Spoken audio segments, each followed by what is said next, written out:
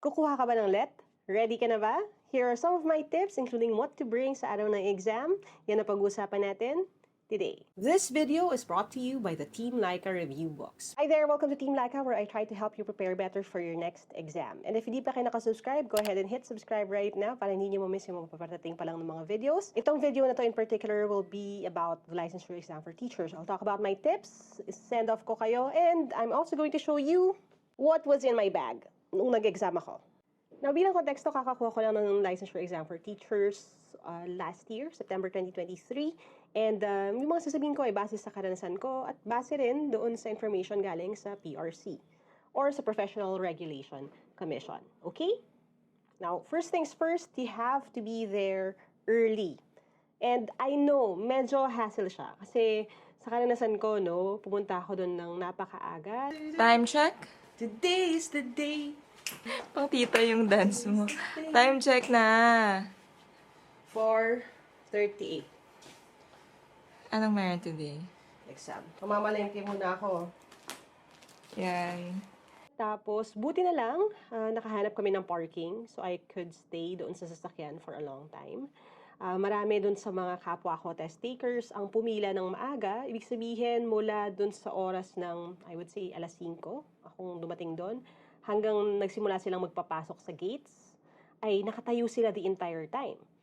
Yun palang nakakapagod na, nakaka-stress na, nakakakaba na, lalo na kung mag-isa kang pupunta. So, ang ginawa ko, nag-stay muna ako sa sasakyan, umupo na ako ng matagal, at nung nakikita ko ma-under na yung pila, doon na ako nagsimulang pumila. 5:56. 5:56, di pa umuusan yung pila. Again, saving our energy. And the tuhod. Maawa po kayo. Ayan, gana po yung tuhod ko. Lumalagotok po yung tuhod niya. Hindi na siya, kung fresh grad din ako nung panahon. Ang hirap maging teacher sa Pilipinas, no? Ano pa lang to ha, for the opportunity na mag-exam. Wala pa tayo dun sa, kung papasa ka, wala pa dun sa item, sa pila ng rating, at marami pang iba. So, tapos Ay, umikot na. Umikot ang line? Umikot ang line? Or dalawa yan? Dati sa UP lang kita hinahatid. Mag-e-exam ka na. Bye-bye.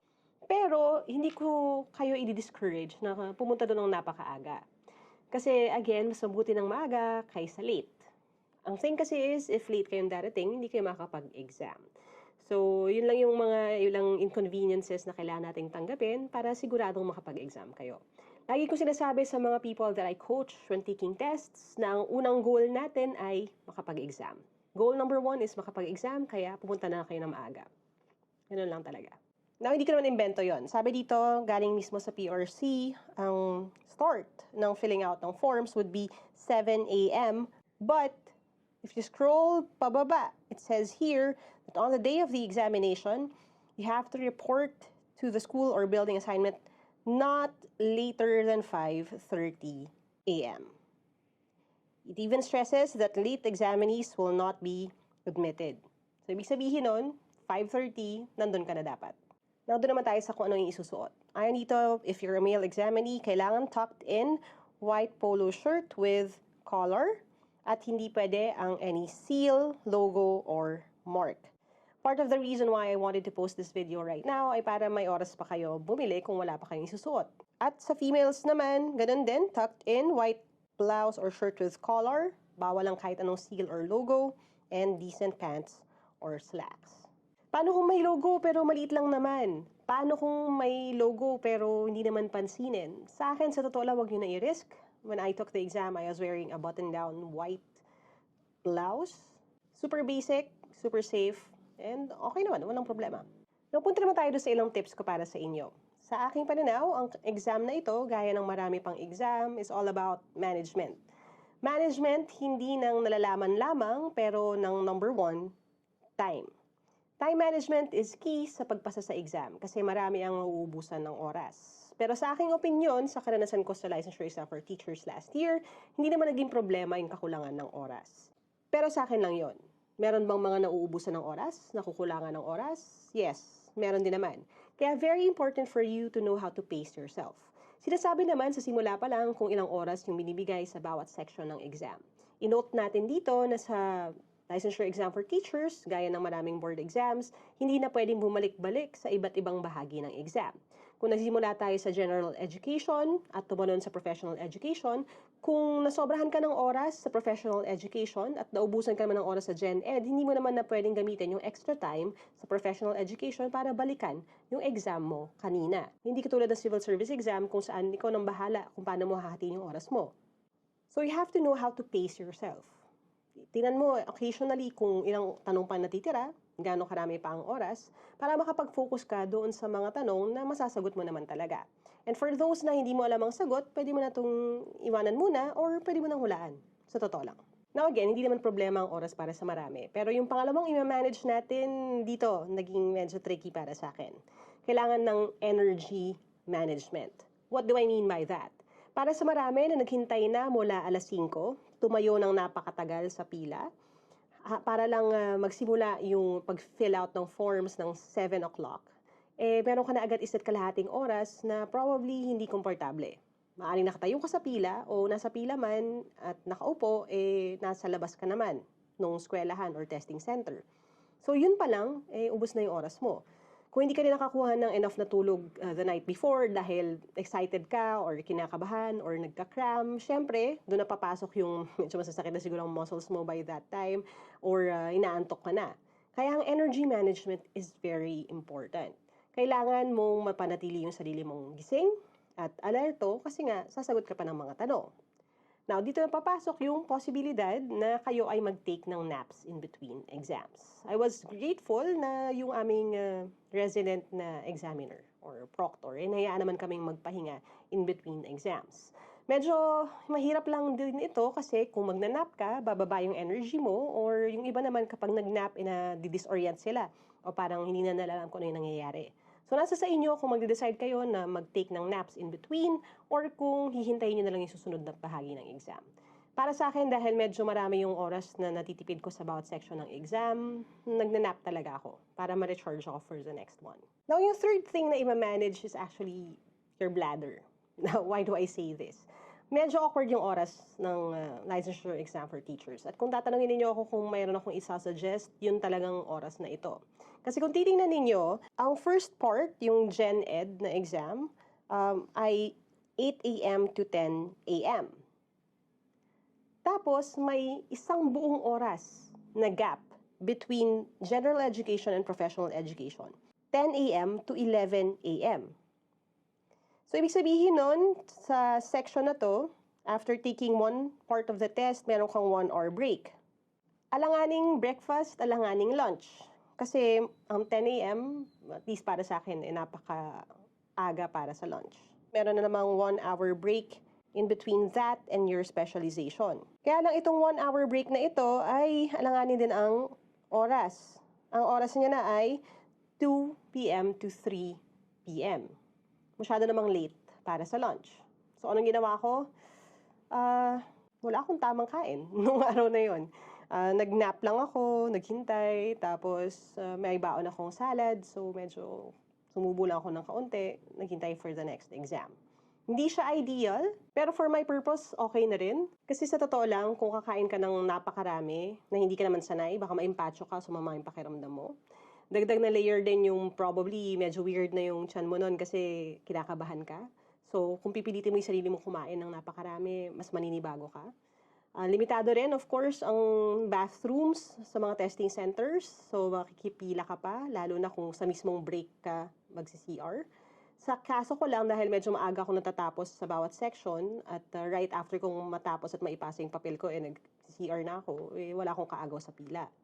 Pero, sa kwento ng iba at sa karanasan ko rin, doon sa mga kasama ko sa room, yung iba sa kanila na lumalabas sa actual na oras ng break, matagal na pumipila bago makabalik sa upuan. Alam ko maliliit na bagay ito. Bakit naman kailangan pa yung bladder management? Bakit hindi ako pwedeng uminom na lang ng napakaraming tubig hanggat gusto ko or kumain ng kahit anong gusto ko? Pero sa totoo lang, it adds up pagdating sa stress at sa hassle na mararamdaman mo sa araw ng exam. Ang goal natin is for you to be as relaxed as possible. And what that means is less stress, less na pagpila, less na pangangailangan ng emergency na paggamit ng bathroom. Now, I have another tip that could have helped me, sa totoo lang, kasi kung yung binabalikan ko, may ilang mga tanong na I feel I missed dahil in-overthink ko sila. And itong advice na ito ay just pick the obvious answer. Again, kung babalikan ko yung experience ko, may ilang tanong na in-overthink ko, kaya sabi ko, hindi naman siguro ito yung sagot kasi masyadong obvious kung ito yung sagot. Nandun na yung clue sa mismong tanong. So, I picked a different answer, thinking na probably the person who wrote the test would be like me. Kasi kung ako magsusulat ng test, yun yung gagawin ko. I wouldn't make it as easy. Pero apparently, kung ano yung obvious na sagot, shadean nyo na lang. Sayang din kasi medyo malapit na yung score ko sa top notcher. Sana pala, sinade ko na lang yung parang bonus answer. Yun pala yung tama. So yun. Keep it simple. Now, talo na tayo sa what's in my bag. And yes, this is the same bag I used last year. Ano siya hindi ko siya binili. So, parang binigay siya sa akin as a care package or PR package. But I used it because it's clear. Mas madali lang talaga kung clear yung bag na gagamitin mo. Na hindi naman sinabi directly dito sa guidelines na kailangan clear yung iyong bag. Pero I chose to use this para na lang mas simple. Yung baon ko, nandito na rin, kitang-kita. Kung ano yung dala ko, yung tubig ko, nandun na rin. Pag chinek, kitang-kita. Hindi na problemang buksan pa. Now, doon na tayo sa kailangan nyo talagang dalhin. Number 1 is your notice of admission. Kung wala ka nito, o wala ka pa nito, or nawala mo ito, maganda na magtanong ka na sa PRC kung ano yung kailangan gawin. Kung bigla namang mawawala sa mismong araw ng exam, ibig sabihin ba nun, hindi ka na pupunta. Sa totoo lang, sa akin, subukan mo pa rin. Kasi just in case, baka may namang exceptions, just bring extra IDs, extra identification para makasakali. Again, hindi to assured ha, payagan kayong kumuha ng exam. Now, sabi rin dito, kailangan yung official receipt of payment of application for examination. So, make sure that you bring that with you. It says 1 piece long, transparent, white plastic envelope for keeping your valuables. So, that would be this. And 1 piece long size brown envelope. Ito yon. Now, if you take a closer look, you would see nakasulat yung pangalan ko dito. And that's because pinasulat yung pangalan namin once we got there. This is where you will keep your exam paraphernalia pagdating sa araw ng exam. But here's my bit. Hindi sinabi dito that you should bring a Sharpie or a felt tip marker, pentel pen. Walang sinabing ganon. Sa labas ng testing center, may mga nagtitinda pero hindi ako bumili. So, ang ginamit ko lang ay ball pen. Pero some of my roommates, may dala silang Sharpie, may dala silang pentel pen. So, ang pinasulat nila sa pangalan nila ay ito. Hindi naman as important. Sinasabi ko lang to para huwag kayong kabahan kung sakali na maglabas yung katabi ninyo ng marker tapos kayo wala. Kasi nung aminado ako may konting kaba, sabi ko, kailangan ba to? Parang gano'n. Pero apparently, hindi naman. Okay lang kung ballpen lang din pang sulat nyo. Speaking of pang sulat, going with the theme ng clear din yung aking pencil case. So I just used a Ziploc bag or a resealable bag. And again, hindi ko pa siya nabubuksan since last year. So, ito talaga yung dala ko. Now, it says here, bring 2 or more pencils sa number 2. Ang dala ko ay medyo marami-rami. Lahat sila ay number 2. Honestly, hindi nagmamatter masyado yung tatak. Pero if you're interested, I did do a pencil comparison video. Ililink ko na lang din para mapanood ninyo. Go ahead and check that out if you want to watch it. Okay? Now, aside from your pencils, hindi nakalagay dito, pero you could, of course, bring a sharpener and an eraser. And ang lagi kong pinapayo is if gagamit kayo ng mga pencils na may nakakabit ng eraser, is to try not to use the one na kasama kasi usually ito ay nagkukulay sa papel. So, mas maganda kung magbubura man kayo, you would use a separate eraser. Something like this, kasi ito yung hindi sumusulat sa papel. So, hindi madadamage yung answer sheet ninyo. Now, pwede bang mag-erase ng answer? Yes. Kung sino man yung nagsisimula niyang magpakalat ng fake news na hindi pwedeng magbura, huwag kayo naniniwala, ha? Kasi nga, lapis nga siya Pwede naman talagang burahin. As long as you do it neatly, make sure that you erase it right, wala namang problema doon. Okay? Talagang marami lang urban legend pagdating sa exams. Now, aside from pencils, kailangan din ng pen. So, I did bring any pen, ballpoint pen, hindi sign pen, hindi gel pen. So, just a regular pen. Yun, I just grab a pen from my stack. Tapos nandito rin sila lahat para magkakasama. At madali ring i-check ng proctor. Now, pagdating sa food, pwede ka naman talagang magdala or magbaon ng pagkain. Magbaon ka rin ng tubig, ng inumin. Pero ang suggestion ko talaga would be, kung magdadala naman kayo ng inumin, make sure na yung plastic bottle na lang, yung nabibili na disposables, instead of bringing a tumbler or something like this, kasi contentious pa yan. Pero that part, sa akin na lang ha. Hindi naman sinabi ng PRC na bawal. Sa akin lang, mas less hassle kung ganun, para hindi ka idadoubt na may kodigo or nandadaya ka kasi may laman yung tumbler mo na hindi dapat nandoon. Now, yung last part dito sa bring the following na list ay negative RT-PCR test results if applicable. Pag sinabing if applicable, ibig sabihin kung kailangan mo. Now, sino bang nangangailangan ito? Well, yung mga walang vaccination card. So, kung meron ka namang vaccination card, yun ang kailangan mong dalhin. Now, dinala ko at the time, both yung aking vaccination card at saka yung yellow, na parang passport for international travel. Dala ko sila both just in case. Wala namang problema. Inuulit ko ha, hindi kailangan na magpa-RT-PCR ka kung meron ka naman nun. Now, stress ko na lang din na kung pwede naman kayong hindi na magdala ng valuables, wag na. Kasi yung gamit ninyo ay papaiwan doon sa front part ng classroom. Tapos, syempre, kung may maagang uuwi, baka ma-distract kayo kung maaga siyang tatayo. Papanoorin niyo siya kasi baka kunin niya yung bag mo. Kaya mag-ingat na lang kayo doon sa bahagi na yon. Sa cellphone naman, lahat kami ay binawian ng cellphone. Tapos, meron nung slip to prove na that is yours. Tapos, makukuha mo siya pag pauwi ka na. Now, pagdating naman sa relo, sasabihin ko na rin na kung meron kayong smartwatch, something like this, huwag na ito ang gamitin ninyo sa araw ng exam. Just bring an analog na watch, yung may kamay. Okay na yon, mas safe. Pero kahit na hindi kayo magdala nun, sa totoo lang, mahusay naman yung mga proctors at they would keep track of time for you. So, pwede naman na kayong walang relo. Ako lang, mas gusto ko na may dala ako or may suot ako so I can pace myself kapag nag-exam ako. Now, to send you off, let me just remind you na we've been preparing for this. Probably hindi lang 4 na taon. Kung kagaya ko na CPE ang tinake up ninyo, hindi lang 2 taon, kundi probably your entire life. Ay, yung mga tanong naman ay hopefully at least familiar kayo with. So just make sure that you focus on comprehension. Kasi I find na marami sa mga nagkakamali sa tanong ay hindi nagkamali dahil hindi nila alam ang totoong sagot, kung hindi naguluhan sila sa kung paano finorm yung tanong or hindi nila naintindihan maigi kung ano ba talaga ang hinahanap. So, ingat lang kayo doon, pero I believe kaya ninyo yan. Since we have a few more days before the exam, let me know then if you have any other questions. Kung meron kayong gusto malaman din sa aking Road to LPT na journey, let me know in the comments sa baba. Susubukan kong sagutin in another video.